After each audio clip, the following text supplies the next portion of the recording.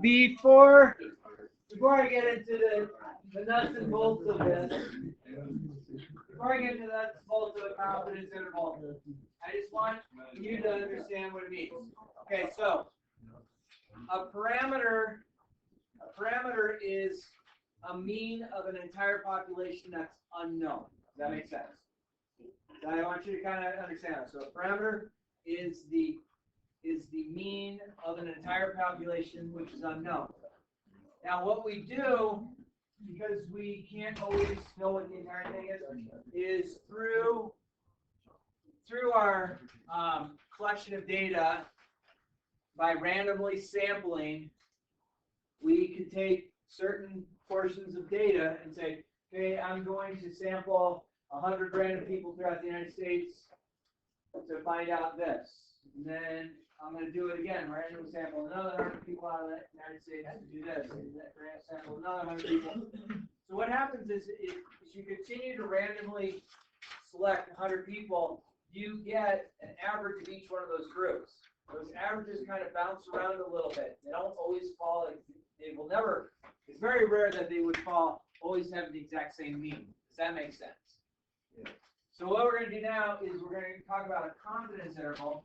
A confidence interval is a way to say, my parameter is within this region of numbers.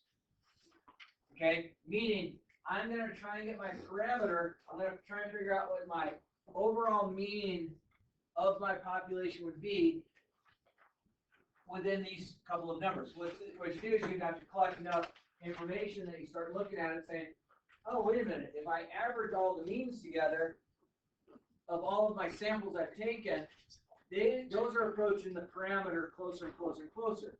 And so then when your confidence interval, you're going to say, hey, I'm a certain percent confident that if I do another random selection of 100 random people and don't change anything of how I'm collecting my data. Do you have a ruler I could borrow, Mr. Stewart? Yeah, just one foot one. Yeah, it works. Yep. How's that look? Great. Thank you. I will bring it back there. Bye. Bye. So that's what we're going to get into. So it says a confidence interval is a way of estimating a population parameter. Okay, parameter means I'm looking for the population. Good to see, brother. Population mean. Okay, that incorporates a margin of error. Okay, so the margin of error is kind of like your safety net. That if someone says, hey, well, we did this and we didn't get the same results as you, we did everything the same as you. That's fine. You're trying to protect yourself. Because the goal with the confidence interval is to capture the parameter with high confidence. Now, if I were to say to you, I'm 99% confident versus if I were to come to you and say, hey, I'm 80% confident, that becomes kind of a goofy thing to think about because a 99% confidence interval has a much larger margin of error than an 80% confidence interval. Okay, margin of error is a plus minus. So example one, it says, let's assume that medical researchers are trying to estimate the average cholesterol level of adult women in the United States.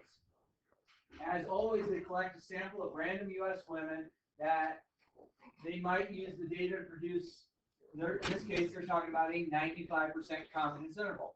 So if I said, hey, I'm 95% confident this is going to take place, that's great. Okay? So they feel that women's cholesterol is at 176 plus or minus 20. So they feel that the parameter, the average cholesterol of women in the United States, is between, with 95% confidence, would fall somewhere between 156 and 196. And it doesn't matter on your confidence interval if you are really close to your bottom or you're really close to your top or you're right in the middle. It doesn't matter. It's like, as long as it falls within your confidence interval, you were very safe. Okay, so this is interpreted. We are 95% that the average cholesterol level of all U.S. women is between 156 and 196. Okay? In the confidence interval above 176 is called the point estimate and is our best single estimate of the population parameter. Okay? So when they say that 176, that's our point estimate, they feel that 176 is the actual average cholesterol level of women. Okay? But you have the margin of error. You have the wiggle room. Okay? The margin of error is 20. That is, we are 95% confident that our point estimate is accurate within 20 points. Okay? Plus 20 minus 20. Okay? So that's a big region. Okay? We learned the mathematical procedure for this in the next several assignments. Okay, so 95% confident, you're trying to get into that wiggle room. Okay, so the 156 to 196 is called the confidence interval. It utilizes the interval notation from algebra and calculus, suggests with 95% confidence that the actual cholesterol level of U.S. women is between 156 and 196. Okay? The researcher sets confidence interval. Okay, that's something to kind of know. The researcher sets the confidence interval. Okay, if I say, hey, I'm 30% confident, does that really sound like a good sales pitch to you? No. No. If I say I'm 99% confident, does that sound like a pretty good sales pitch to you? Yeah. Now, here's the goofy thing. If I said I'm 30% confident, my confidence interval is really, really tiny. Okay, so let's look at something like that on Desmos, just as an example. This is not part of the lesson, but if we look at Desmos,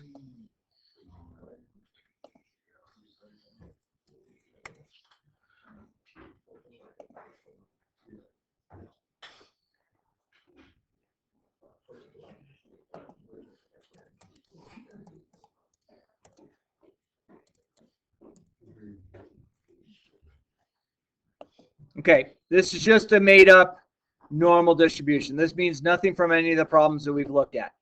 Okay, so let's say I did this from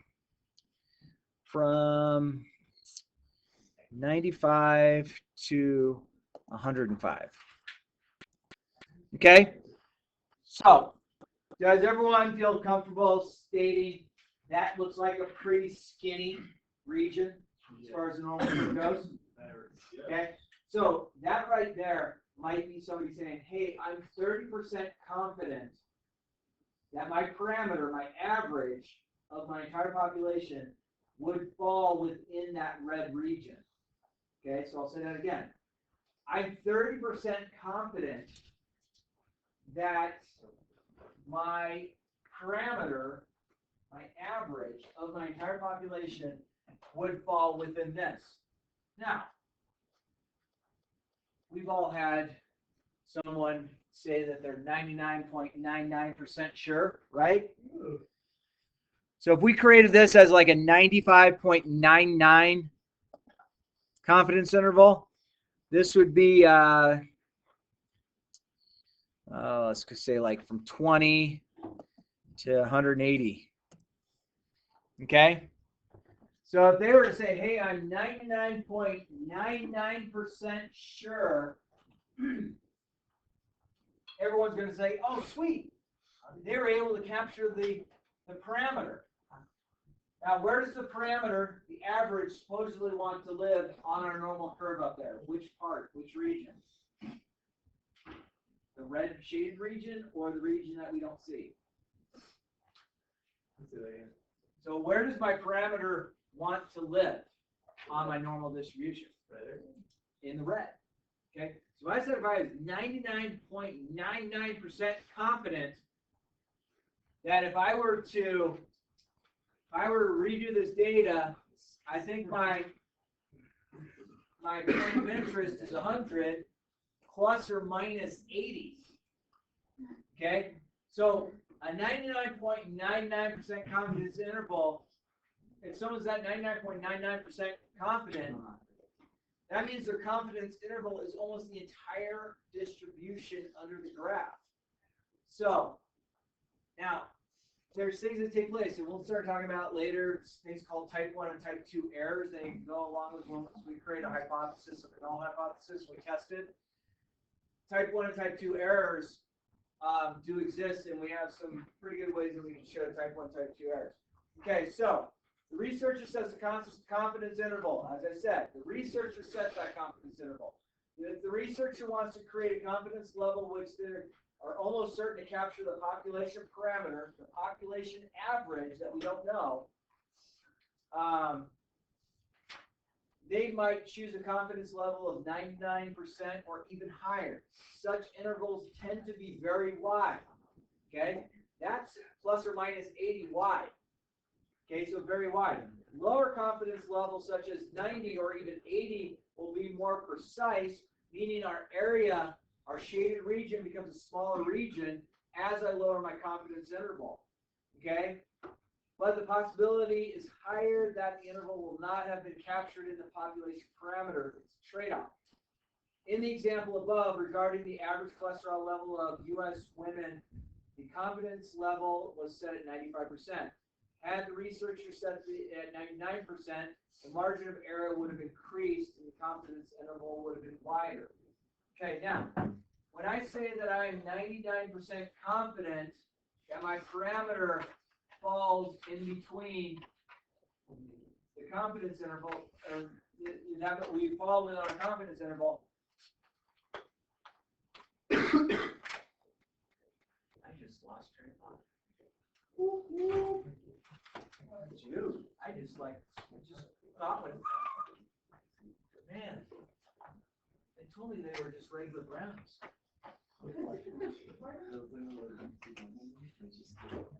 Alright, so let's move on. I'm sorry.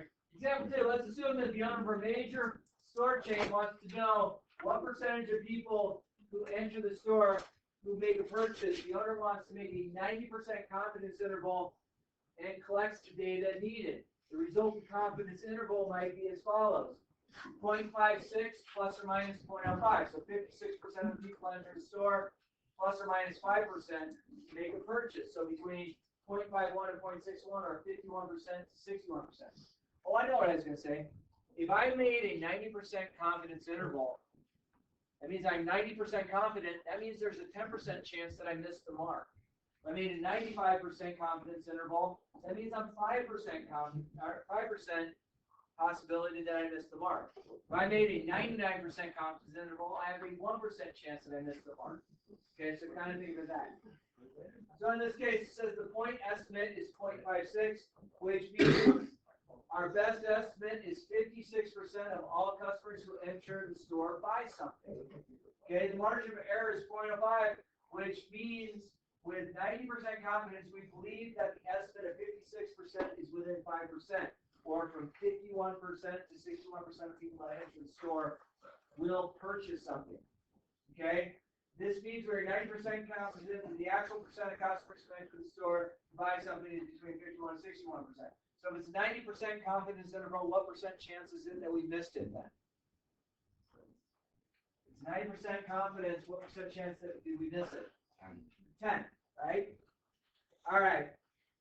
It needs to be noted that the confidence intervals can provide powerful statistical evidence. If someone were to argue that less than half the customers who enter a store were buying something, an interval has a solid evidence to counter that. After all, the entire interval is above 50%. Okay, so that's just basically saying is, hey, we're 90% confident here. If someone say, hey, 50% of people who come to the store buy something, well, this is between 51 and 61, so yeah, our entire confidence interval is above it. So this is a valid statement for someone to make. Says on the other hand, if someone were to make a claim that 60% or more customers bought something, we don't have evidence to counter that. 60% is within the confidence interval, but it's considered plausible. So if they go to the 60%, 60% is 1 underneath the 61. Okay? So it's within the confidence interval, but if someone says, hey, so between these two things, because 51 to 61% with our 90% confidence interval buy something in our store, if someone says 50% of people come in my store buy something, being that this is all above it, that's a very valid statement to make. But if someone were to say, hey, 60% of the people come into the store and buy something, because 60 is over in this region, it's within our confidence interval, but there's still all the way down to 51% that don't, that also could buy. We can't say that with enough evidence to support it. Okay, when we evaluate such statistical evidence, it isn't appropriate to draw judgments based on how close the value might be to the edge of the interval. So I've already said that. So if I do another random collection of data, and I find that I get to a 60, and I do another random, and I get to a 52, and I do another one, and I get to a 53, I do another one, I get to a 56, okay?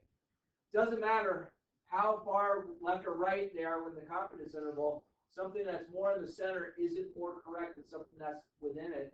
It hit our confidence interval, that's what we want. Someone might try to argue that the interval provides evidence that less than 60% of the customers who enter the store buy something because most of the interval is below 60%. This kind of logic is faulty. Okay, again, if I'm within that confidence interval, 51 to 61%, I can't, is if it falls within that, no matter how close it is to the right or to the left, it's going to work. So watch out for the flawed logic in there. Okay? At the standard confidence, we choose every value within the interval to be considered plausible. So any data that we get in between there is possible. So could I get away with saying, you know, hey, I think about 50% of our people are buying something? Yeah, because 5161. If I said, hey, I think about 53% of our information is possible, well, that's within our thing, so that's a plausible answer. It's not possible. It could happen. It just, you can't say it with 100% certainty. So every value outside the interval would be considered very unlikely, but not impossible. Okay, so this normal distribution we have up here that is plus or minus 80 from 100, okay, I have the smallest, tiniest chance that something could happen way down here to the left or way over here to the right. I have a very, very small chance. Could it happen? Yes. Is it expected to happen? Okay, so that's kind of an introduction to what a confidence interval is all about. So if you would take the opportunity to give this a try.